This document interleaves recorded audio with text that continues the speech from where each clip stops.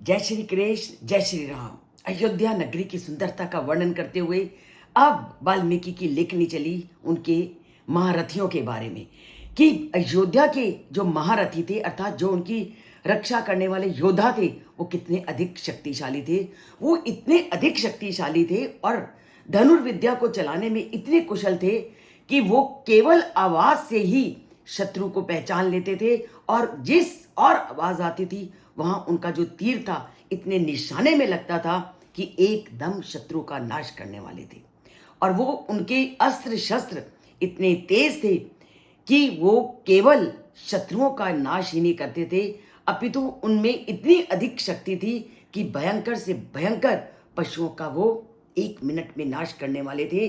और इसी का वर्णन करते हुए वाल्मीकि आज के श्लोक में क्या कहते हैं?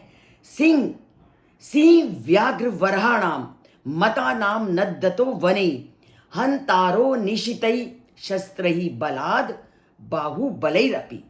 कि उनके जो योद्धा थे, उनके जो महारथी थे वो इतने अधिक शक्तिशाली थे और उनके द्वारा जिन अस्त्रों और शस्त्रों का प्रयोग किया जाता था वो अस्त्र शस्त्र इतने शक्तिशाली थे कि भयंकर से भयंकर जंतुओं का भी वो पल भर में नाश कर देते थे।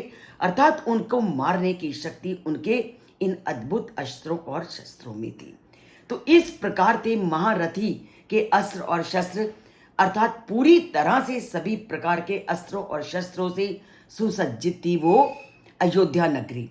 तो जिस तरह हम आज अनेक प्रकार के युद्ध के उपकरणों का प्रयोग करते हैं तो उस समय भी जिस समय श्री राम का राज्य था, दशरथ राज्य करते थे, उस समय भी वहां के सैनिकों के पास, वहां के रक्षकों के पास, वहां के धनुधारियों के पास ऐसे धनुष, ऐसे अस्त्र, ऐसे शस्त्र थे कि वो अपनी नगरी की सुरक्षा इन अस्त्रों और शस्त्रों के द्वारा एक पूरी तरह से करने में समर्थ थे।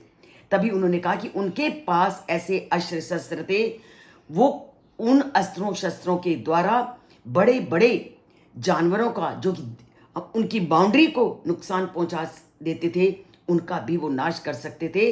केवल अस्त्रों और शस्त्रों के द्वारा ही नहीं अपितु बाहुबलीरपि, अपितु उनकी भुजाएं भी इतनी शक्तिशाली थी कि वह भुजाओं के बल से भी इन भयंकर जंतु जानवरों से युद्ध करने में समर्थ थे। इतने शक्तिशाली साहसी वो उस समय के महारथी, उनके रक्षक, उनके अयोध्या के बाउंड्री को घेरे हुए लोग थे जिससे कोई भी उनकी सीमा के अंदर प्रवेश ना कर सके।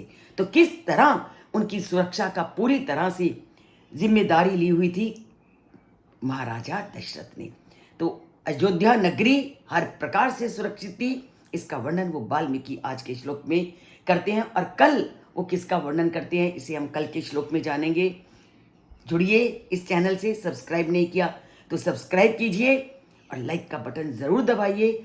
सब्सक्राइब केवल एक बार करना है, उसके बाद उस चैनल को नहीं छूना, नहीं तो फिर अनसब्सक्राइब हो जाओगे। बोलिए जय श्री कृष्ण, जय श्री राम और चैनल से नाता जोड़िए और राम कथा से जुड़िए।